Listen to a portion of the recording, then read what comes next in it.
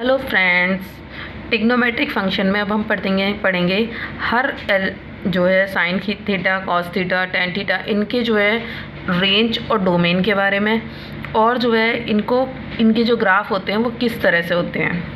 First of all, if y is equal to sine x, अगर sine x होता है तो साइन एक्स का ग्राफ कैसे चलता है, नीचे से ऊपर इस तरह से, ठीक है। और हमारा ये पॉजिटिव, ये नेगेटिव, तो -2π से हम पाई की भी -2π से +2π के बीच में लेते हैं। और जो हमारी डोमेन क्या होती है, x की वैल्यू हमारी जिस हिसाब से रेंज होती है उस हिसाब से चलती है, और रेंज हमारी -1 से +1 तक रहती है साइन x की वैल्यू। तो हम कैसे लेंगे, अगर यहाँ ये देखिए ये -2π, ये -3π/2, ये पाई, ये π/2 और ये 0, साइन 0 पे 0 हो जाएगा। और यहाँ पे वैल्यू साइन π/2 की वैल्यू होती है 1 होती है, तो 1 से लेके -1 तक हम मेन ये लेके चलते हैं।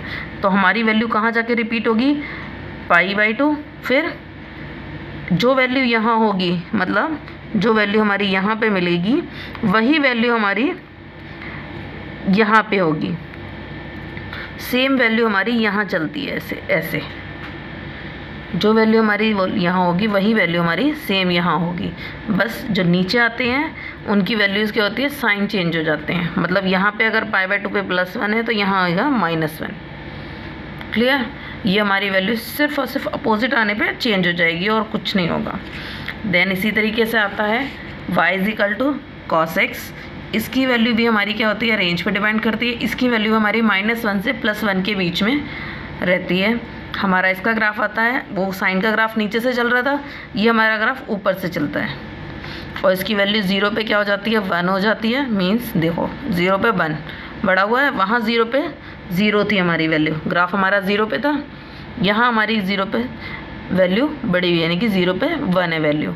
तो -π से π/2, ये π/2, ये पाई और ये पाई, तो हमारी यहाँ पे वैल्यू क्या हो गई, 0, क्योंकि हमारी ये चीज़ वैल्यू यहाँ 0 नोट हो रहा है।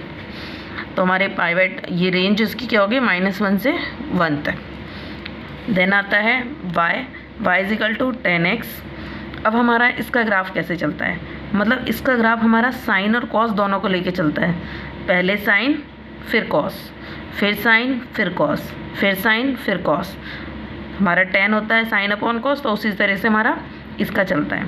तो डोमेन हमारी इसका क्या है, डोमेन हमारा हो गया इसका एक्स की वैल्यू जो है हमारी रेंज पे डिपेंड करती है। किस हिसाब से, रेंज -2n - 1 π/2, और n हमारा i is equal to 1 0 1 2 3 something चलता है। और रेंज हमारी किस पे चलेगी, जो हमारी वैल्यू आएंगी वो हमारी उस पर डिपेंड करेगी। इसमें आपकी कोई भी वैल्यू हो सकती है, इसकी वैल्यू कोई डिफाइंड नहीं होती, नॉट डिफाइंड भी इसकी वैल्यूज़ आती हैं। क्लियर। देन हमारा आता है y is equal to cot x. Cot x हमारा हो गया, इसकी वैल्यू हमारी जस्ट इसके अपोजिट, तो इसका अपोजिट ये देखिए, सेम हमारी वैल्यू किसके, रेंज एक्स की वैल्यू हमारी रेंज -n तो हमारी इसकी वैल्यू r - n पे डिपेंड करती है, और n की वैल्यू 1 2 3 0 1 2 3 समथिंग हो सकती है। इसमें हमारा कॉस अपॉन साइन होता है, कॉट इज इक्वल टू, तो कॉस ऊपर से चलता है, ऊपर से नीचे हम इसको लेके जाते हैं। इसकी वैल्यू भी कोई डिफाइंड नहीं हम कह सकते, क्योंकि इसकी वैल्यू नॉट डिफाइंड भी आती है। अब हमारा आता है y is equal to cosec x. Cosec x की वैल्यू हमारी साइन का उल्टा, मीन्स इसकी वैल्यू या तो ऊपर रहेगी सारी या फिर नीचे रहेंगी। तो इसकी वैल्यू हमारी -∞ से +∞ तक चलती है। और x की जो हमारा डोमेन होता है वो हमारा क्या चलता है, r - nπ। तो n की value, n is defined by i। इसी तरीके से सेक की वैल्यू क्या होती है, कॉस का उल्टा। तो ये हमारा हो गया, इसकी वैल्यू हमारी x की वैल्यू हमारी होगी, x की वैल्यू किससे एग्जिस्ट करेगी, r - 2n + 1 π/2, और n एग्जिस्ट करेगा i को, i इज इक्वल टू 0 1 2 3। इसकी वैल्यू भी -π से +π तक।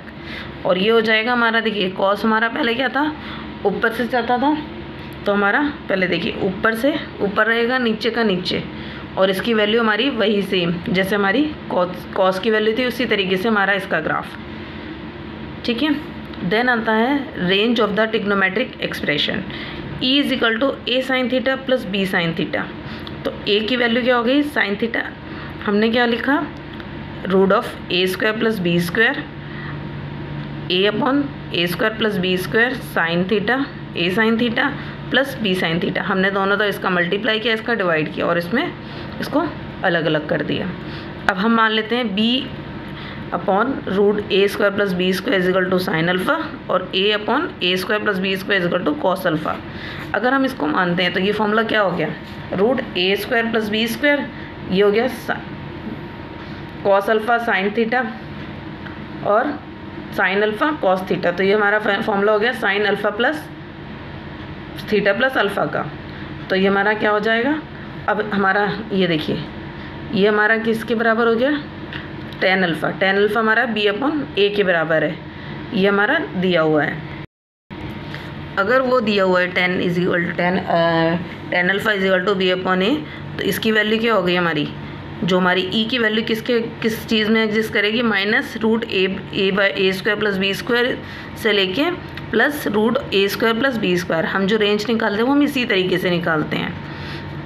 अगर साइन की वैल्यू 1/√2 है, इफ़ मान लीजिए कि साइन की वैल्यू 1/√2 है, तो थीटा की वैल्यू π/4, 3π/4, 9π/4 और 11π/4 ये रहेगी।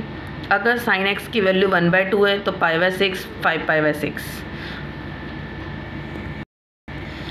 हमारे इसमें दो सॉल्यूशन होते हैं, जनरल और प्रिंसिपल। प्रिंसिपल सॉल्यूशन हमारे मतलब कुछ सिलेक्टेड होते हैं, जैसे कि हमारी ये वैल्यूज़ हैं तो हमारे कुछ सिलेक्टेड प्रिंसिपल सॉल्यूशन होते हैं। हमारे जनरल सॉल्यूशन जैसे sine theta is equal to sine alpha, तो थीटा की वैल्यू n π प्लस -1 की पावर n इसमें एग्जिस्ट करेगी। तो अल्फ़ा इज एग्जिस्ट किसका करेगा, -π/2 से π/2 के बीच में। इसी तरीके cos theta cos alpha, cos theta is equal to cos alpha, तो थीटा की value 2n π plus minus alpha, alpha की वैल्यू 0 से पाई तक एग्जिस्ट करेगी। Tan theta is equal to tan alpha, तो थीटा की वैल्यू गई n π प्लस अल्फ़ा, तो अल्फ़ा की वैल्यू π/2 से -π/2 से प्लस π/2 के बीच में एग्जिस्ट करेगी। नेक्स्ट आता है sine square theta is equal to sine square alpha, तो थीटा की value n π plus minus alpha. Cos square theta is equal to cos square alpha है, तो थीटा की value n π plus minus alpha. Tan square theta is equal to tan square alpha, तो theta की value है n π plus minus alpha. ये हमारी values रहती हैं। Okay, thank you.